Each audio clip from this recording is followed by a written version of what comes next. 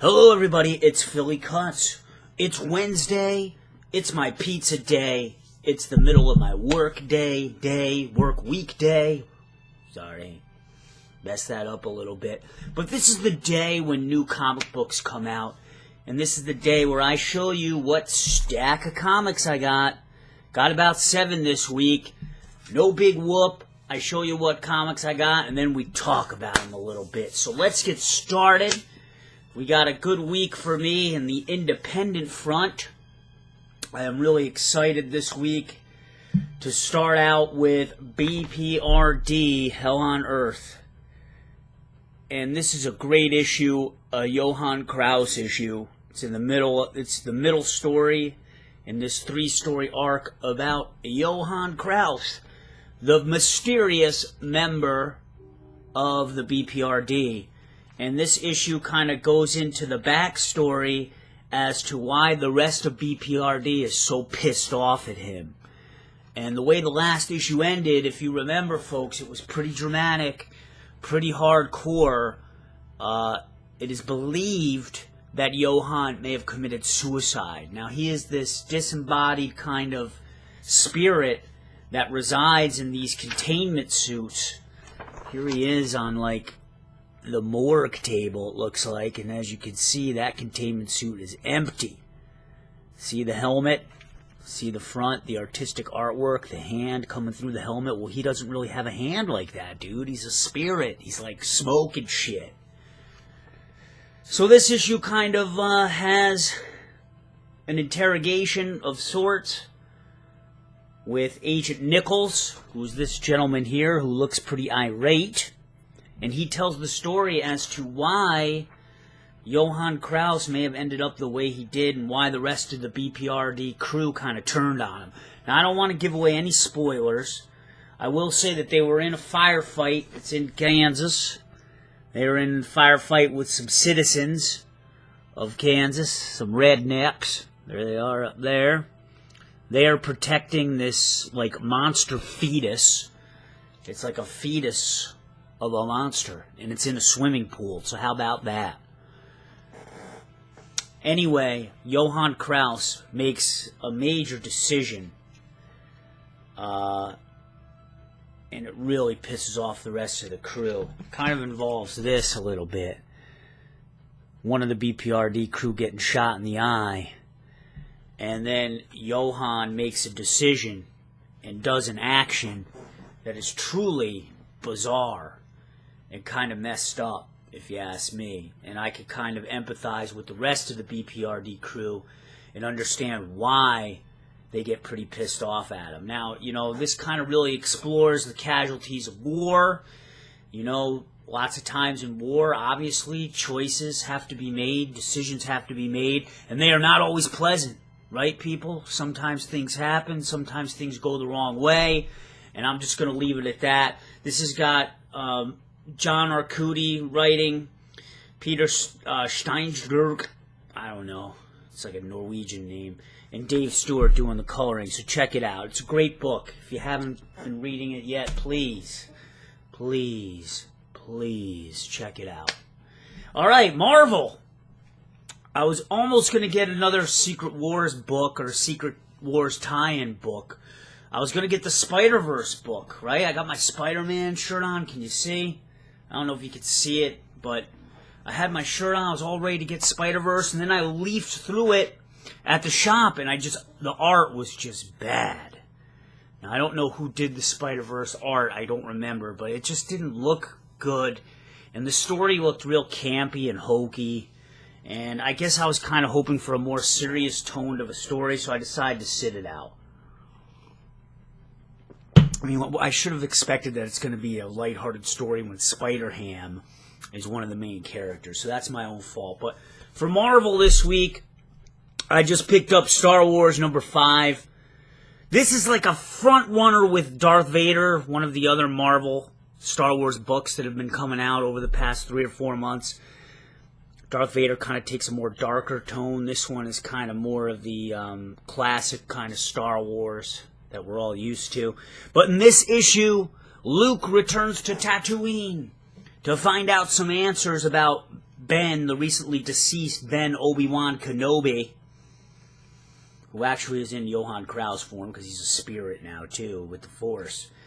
And he is pursued by none other than Boba Fett. So this really primarily is a Boba Fett story, and then there's also another story going on with Princess Leia and Han Solo, and it's very reminiscent of Empire Strikes Back. You know, they're together on a spaceship, together in close quarters. Reminded me very much of Empire Strikes Back when the Minocs were attacking them inside that space worm, and they kind of have great heated discussions. But really the star of the story here is Boba Fett in hot pursuit of Luke Skywalker, and he does some investigating of his own, and he visits the classic, folks, Cantina Bar. And this, look at the justice they do in this to the Cantina Bar. If you remember in Star Wars, all these dudes were like in the Cantina Bar. Do you recognize them? I know I do.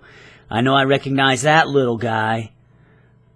There's Boba Fett. I recognize that guy there over his shoulder, right? That's the bartender. I remember this little fuck here. I remember all these dudes. I mean, we'll talk about fan service. I mean, I was like having an nerdgasm going through this thing, looking at this. Boba Fett gets confronted. I don't remember him in Star Wars. They didn't have those special effects abilities back then.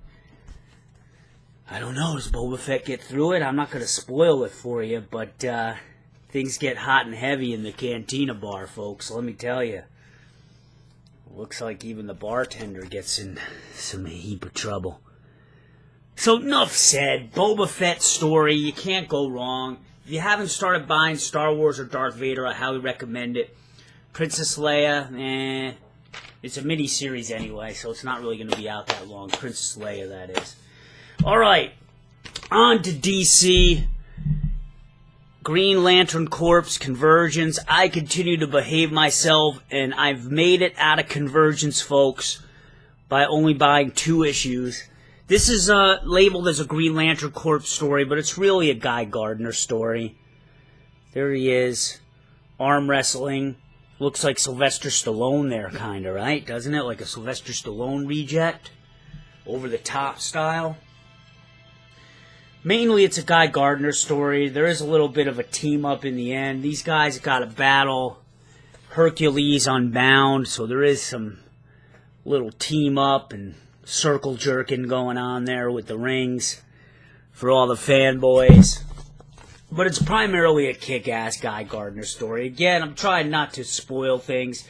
I really like the hi-fi coloring in this issue. Really is kind of like an old school kind of throwback look, I guess, like a lot of the Convergence titles are doing. It almost looks like it's from like the 80s. I don't know, it kind of has like a He-Man feel to it. I kind of felt like with this whole Hercules thing and the way Hercula looked, it just kind of reminded me of like He-Man. I didn't read it yet, but I definitely will. And they also give you a sneak preview. Like, this issue felt really thick. I was like, what the hell's going on here? And then I realized that they gave a sneak preview to Gotham Academy Convergence. Convergence Gotham Academy. And I actually like the way the art looked in this. It kind of has a pretty cool look. Kind of like Disney-ish, I would say. It's like a Disney DreamWorks kind of thing going on there. But Green Lantern's Convergence, folks. Let me know, folks, how much did you make out with Convergence? What'd you think of it? I'm reading on the forums that a lot of people were not very pleased. I've also read that, you know, these are being only 2 issues each. A lot of the titles, that it's very difficult to have a very coherent story. I'm reading that even in this, that from issue 1 to from issue 2, they really just kind of jump right in a confusing point. So, I don't know. I'll have to see. To be honest, I barely even remembered what happened in issue 1. I think it was like Guy Gardner was jealous of Hal Jordan over Ferris, you know, the woman. So, I don't remember. I gotta brush up. I forget so much about all these comics, people. I read so many of them. I just forget. I forget. I'm losing my mind. Alright, my favorite female comic, with a female lead, rather, is Hexed, the story of Lucifer, the thief of supernatural artifacts. Look at that. Who is that, you might say? Well, that's the former Keeper of Secrets, folks. This is a flashback issue that looks at how the harlot became the Keeper of Secrets. The harlot was a nasty woman in this story. She was kind of like the one that was kind of pulling a lot of the strings, making a lot of these bad things happen, making people dance, as El Presidor says, if you ever watch him, making the puppets dance, the puppeteer. Well, this gives the background story. How did she become? How did the harlot become the Keeper of Secrets, who now Lucifer is actually like the Keeper of Secrets? There's been a lot of like twists and role reversals in this story, but it works. It works. You know, over the last like 3 issues, we've seen Lucifer kind of transform. Lucifer's Lucy for short. That's the main female protagonist, who is great, by the way. Powerful, funny, witty, smart, snappy-rappy, whatever that means. But it works. And what also works is the coloring in this by Gabriel Quesada. And he's really flexing his range in this, because in all the other issues, or at least most of the other issues, it's been like these great colors of like purple and lavender, red. And this one takes on primarily a much more like earthy tone. It's like we're kind of thrown back into Germany, 1629. And it has much more, you know, darker, muted tones, earthy tones. I mean, they're on a farm here in Germany.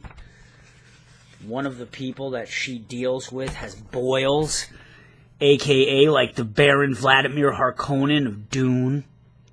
God, I just kind of want to squeeze those pimples, man. I remember kids in high school that had like their faces were ravaged by zits and pustule, and I just wanted to, I don't know, that's weird. I know that that's weird, but there were some kids in high school that had really bad acne, man. I'm telling you. Whew. Break out the Stridex. I mean, look at this artwork here. It almost reminds me a little bit of like Colder the Bad Seed. I think it's Juan Ferrero was the artist in that. But I give a lot of credit to Gabriel Quesada and Dan Mora, the artist, for really, really changing up the whole tone of this book and almost giving it like a different look. See how dark it is? I'm sorry that my camera sucks. But really, really much darker tone. There's her in front of a waterfall. And it just really, really works. I mean, I'm just like amazed by how different this artwork is. I can't let you guys know enough how different it is. Who is that? Some witch woman. And I think it's bad news for the harlot. So I'm really looking forward to reading this backstory, because I've always wanted to learn more about the mystery of Harlot, Keeper of Secrets. And I'm really, really looking forward to it. And look at how much different Lucifer has changed. I mean, she is just more evil looking. There she is, right there. Red hair, like her hair has changed. Everything about her has changed. Look at that posture on that throne of books. I mean, she is just nasty, people. So if you haven't read Hexed yet, it's up to issue number 10. I'm not sure when the first trade is coming out. I don't even think the first trade has come out. But I highly recommend this book, people. This is one of my favorite books that I'm reading right now. Boom Comics. It's amazing. So please check it out. I highly recommend it.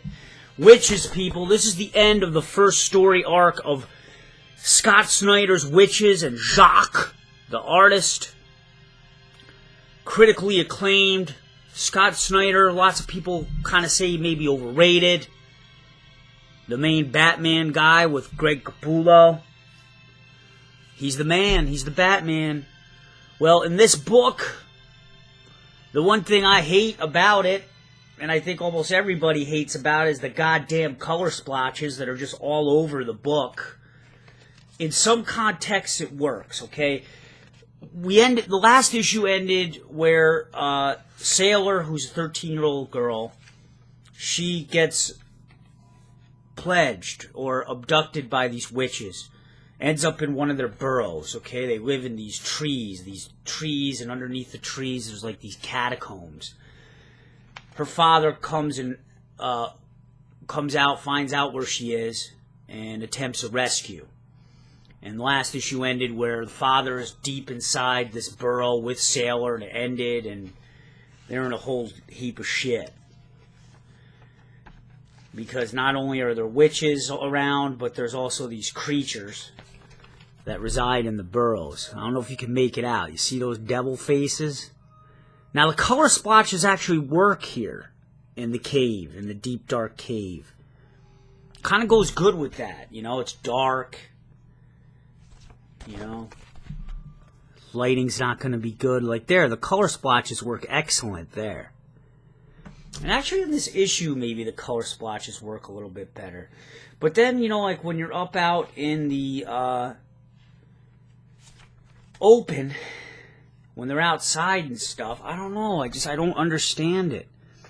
I don't know if it's supposed to be for like a flashback effect or what.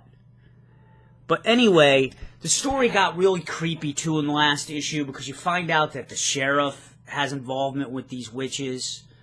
And it's just like, it seems like this whole town kind of is cursed and possessed by these witches. Also, there's a bunch of twists in this book. I guess there's a couple of twists in this book involving the mother, okay? I'm not going to give it away, but it involves the mother. And you're going to be surprised. Your jaw's going to drop a little bit. And then it's going to twist back around again. So I'm looking forward to see who the focus is on in the next story arc. I'm going to say this. It looks like it's setting up to focus on Sailor. Obviously, this first 6-issue story arc was really focused on the father and his shortcomings. And the guy is kind of a good character. You know, he wants to try to be there for his daughter. He tries the best he can. But he definitely has his faults, you know. He's a flawed human being. There's references in this first arc that he has a problem with alcohol, that he drinks, so he's got issues there. And it just makes him more human. And it adds a level of complexity to the character that I appreciate. And which is why I really enjoy Wytches. Overall, I'm happy with this. I'm going to stick with it. This is a great end, a great end to the first story arc. There were rumors that this book was going to end after this issue, but thankfully it's not. I'm not sure how long of a break or a hiatus they're going to take from this. There they are, getting chased by more of those chit creatures. See, they say chit. And they run away and say, oh, shit. I'm not sure how long the break is going to be. I don't know, usually for what? Image books, what is it, like a 3 or 4 month break in between arcs? Something like that. I gotta find new books to read, people. I gotta find new books to read. Because a lot of the Image books that I've been reading, you know, Rasputin is one. My mind has gone blank and I can't remember others, but there's like 2 or 3 others that are on break. They're on like hiatus. First story arcs are over. I'm not used to that in comics. You see, when I collected comics at first, when I was younger, in the early and mid 90s, they didn't do stuff like that. It was just like things just went on and on and on, ongoing series. They didn't do things like, okay, we're going to do a 4 to 6 issue story arc and then break. They just didn't do that. So I'm getting kind of used to this new business model, so to speak. So I need a new Image comic. So I got this new horror comic. It actually came out a couple weeks ago, maybe 3 weeks ago. I think April 29th. It's called Pisces. And this is a sci-fi horror book. And in this first issue, it kind of jumps around a little bit. There's a flashback issue.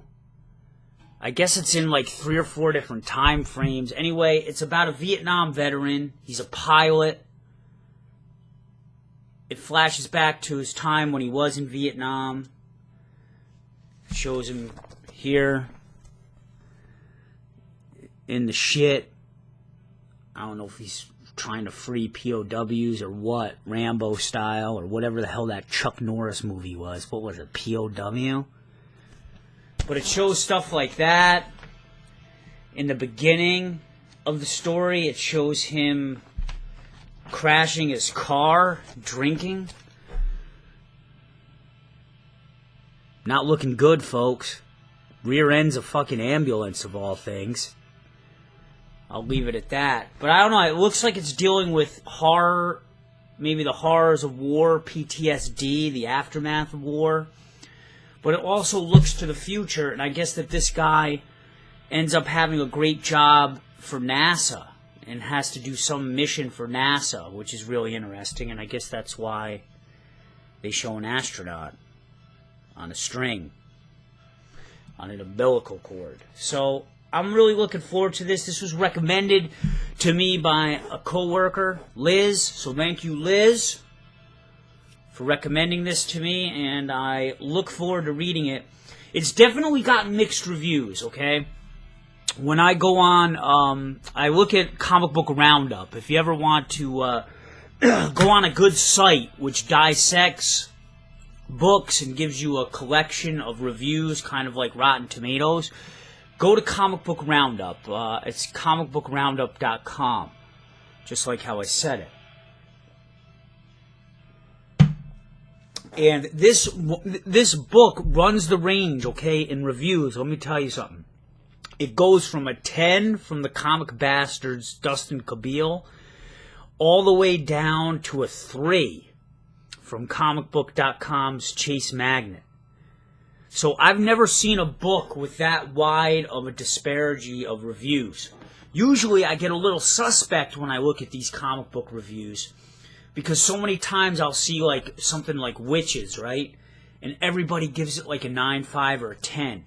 Kind of reminds me of like the gaming industry and the whole Gamergate thing with reviews and stuff, where it makes you wonder, like, why are all these books always getting like almost all the same reviews from all the reviewing sites? Well, maybe some of you will say, well, maybe because it's a good book. But sometimes it makes me wonder, you know? It makes me wonder, like, are they getting kickbacks, you know? Like, is this how the reviewer gets free issues? Or, you know, it just gets dangerous when there's that kind of, like, politics involved. And that's why I've never really trusted, you know, reviews. Especially with video games, you know? You just can never really trust it. Is it really journalism? As they say, is it gaming journalism? Is it comic book journalism, or is it just like a blog? I don't think you can be one or, you know, a journalist really in it. It's obviously just opinion pieces. But I still think it's very strange, right? Isn't it very strange that it always seems like the same books and the same stuff always gets like the same ratings? It's like the Call of Duty syndrome, right? Every year a Call of Duty or Madden ends up getting like what? An 8 or a 9? I just find that hard to believe. So it makes me a little bit suspect. This is written by Curtis Weeb, who does, I guess, the Rat Queens. She's the writer of the classic Rat Queens, which I don't know anything really about, other than it's like a female version of Dungeons and Dragons or something. That's all I know about it. I don't know much about it, so, but I hear it's really good. So, I'm going to check this out and give it a chance. And I'll let you guys know how it goes. Alright, and finally, from Image Comics, we have Ghosted number 20. And guess what, folks? Out of the blue, this is the last issue of Ghosted. Not the last arc of a story. Not the last chapter. With another one soon around the corner. This is the last issue of Ghosted. And I guess it's a surprise to everyone. And guess what? I am still backlogged on this book. I was planning to start reading this back in... Oh my god, I think I have them over here. Yeah. Part of my backlog. I started getting this at issue... I think issue 16 I got it. It was that wedding issue. I started buying it at issue 16. I read that issue, and then I didn't go on to read any of the others. So I'm sorry, people. I'm backlogged, so I don't know what the hell is going on in this book. And I guess I'm going to... I don't know what I should do. I gotta ask you guys, what do you think I should do? Should I just start reading from issue 17 on up? So I have... And I don't even know when the last story are. I think 17 was when the new chapter started. So 17, 18... This is my ode to the comic book hall people who don't say anything about their comics. And 19, Ghosted.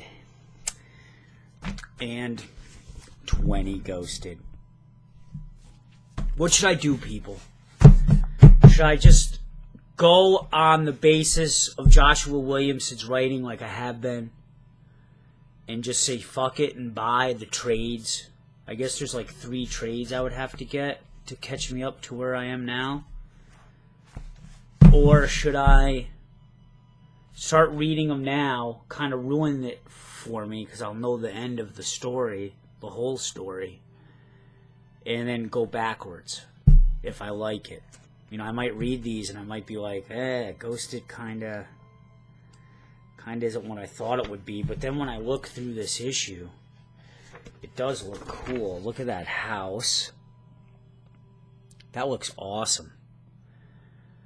2 artists in this. I think it's Goran Suduka and Miroslav Nurla, whoever that is.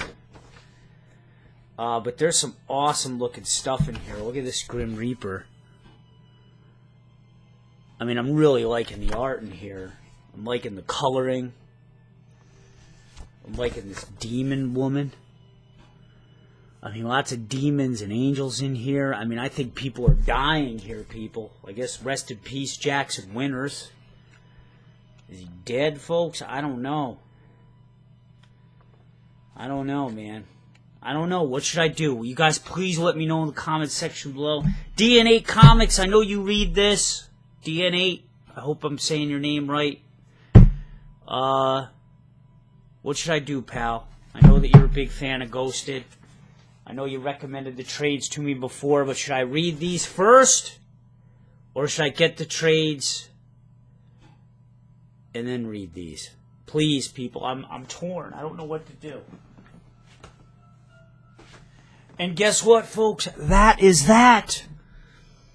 That is that. Another issue in the books. Please let me know, people, what comics maybe you got this week in the comics section below.